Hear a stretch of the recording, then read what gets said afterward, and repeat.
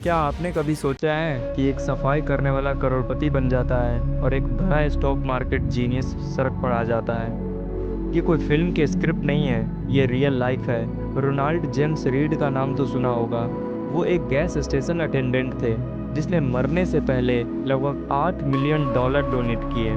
वही दूसरी तरफ रिचार्ड फुस्कॉन, एक हार्वर्ड एजुकेटेड एग्जीक्यूटिव जो इतने कर्जे में डूब गए कि उनका घर नीलाम हो गया। डिफरेंस क्या था?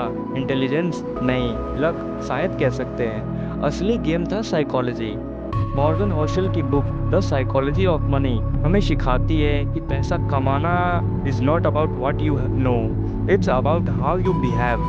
आज हम ऐसे 5 रूल्स की बात करेंगे जो आपकी मनी लाइफ बदल देंगे। Rule number 1, no one is crazy. हर किसी का लॉजिक अलग है।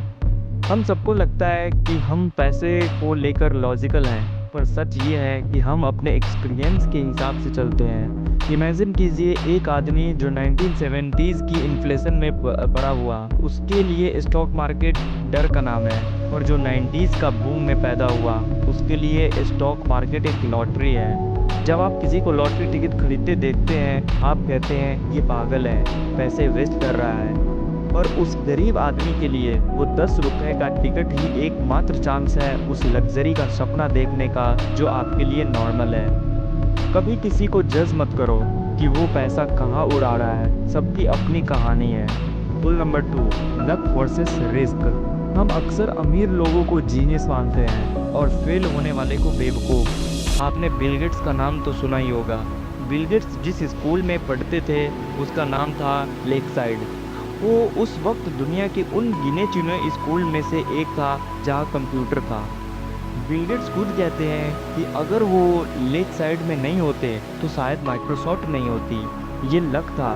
10 लाख बच्चों में सिर्फ एक बिल गेट्स निकले क्योंकि उनके पास वो एक्सेस था। तो जब किसी की सक्सेस देखो तो उसकी स्पेसिफिक स्ट्रैटेजी मत कॉपी करो, बल्कि उसका पैटर्न देखो, और जब फेल हो तो ये याद रखो कि शायद रिस्क फैक्टर ज़्यादा था, आप बेवकूफ़ नहीं हो। Rule number 3, never enough. बस बहुत हो गया। लोग अमीर तो होना चाहते हैं पर उन्हें ये नहीं पता कि इनफ कितना है। रजत गुप्ता को तो सब जानते हैं जो अनाथ थे, मिन्स्की का सीईओ बने, बिल गेट्स के साथ काम किए और उनका पास $100 मिलियन से ज़्यादा की प्रॉपर्टी थी, लेकिन उसे और चाहिए था। उसने इनसाइडर ट्रेडिंग की, जेल गया और अपनी पूरी इज्जत मिट्टी में मिला दी। क्यों? क्योंकि उनके पास इनफ नाम का वर्ड ही नहीं था। अपने गोल पोस्ट को मूव करना बंद करो। अगर आपकी इनकम बढ़ती है, इसके साथ आपका खर्चा और दिखावा भी बढ़ता है, तो आप कभी अमीर नहीं बनेंगे, बस एक महंगे पिंजरे में रहेंगे। रूल नंबर 4, कंपाउंडिंग का जादू, द स्नोबॉल। वॉरेन बफेट को सब जानते हैं, और क्या आपको पता है कि उनकी 90% वेल्थ उनके 65th बर्थडे के बाद आई। अगर आप 20 की एज में 5,000 का इन्वेस्ट करते हैं तो 50 की एज तक वो करोड़ बन सकते हैं। लेकिन हमें चाहिए क्विक मनी। पैसा एक पेड़ की तरह होता है, आप रोज उसे उखाड़ कर चेक नहीं कर सकते हैं कि जड़ें कितनी गहरी हुई है, उसे छोड़ना पड़ता है। कंपाउंडिंग का सबसे बड़ा दुश्मन है अननेसेसरी इंटरप्शन।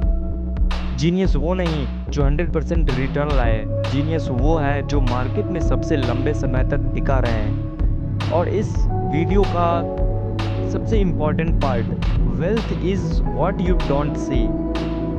हम अमीर किसे मानते हैं? जिसके पास फरारी हो, महंगी वॉच हो। नहीं, मॉर्गन होसल कहते हैं wealth is the cars not purchased, the diamonds not bought. Richness आपकी करंट इनकम है जो दिखाती है, वेल्थ वो पैसा है जो खर्च नहीं हुआ, जो फ्रीडम देता है। दोस्तों, पैसे का असली मकसद चीज़ें खरीदना नहीं बल्कि वक्त खरीदना है, ताकि आप जब चाहें, जिसके साथ चाहें, जो चाहें कर सकें। क्या आप अमीर दिखना चाहते हैं या वेल्थ क्रिएट करना चाहते हैं? कमेंट में ज़रूर बताएं।